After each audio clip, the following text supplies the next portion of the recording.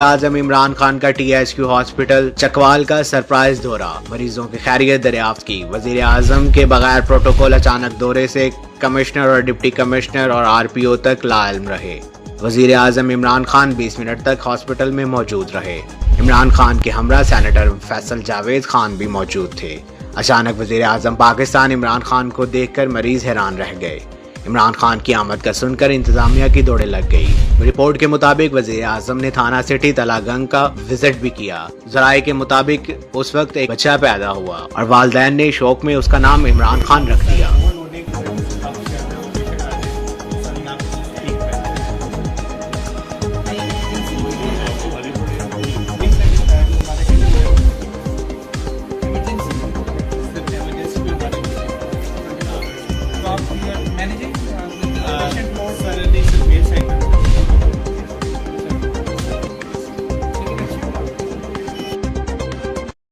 अब एक खबर शामिल करते हैं मलकवाल से। मलकवाल फूड अथॉरिटी मंडी बहाउद्दीन के मुख्तलिफ मकामात पर कार्रवाई के दौरान 5000 लीटर से ज्यादा मुजरे सेहत दूध बरामद कर लिया।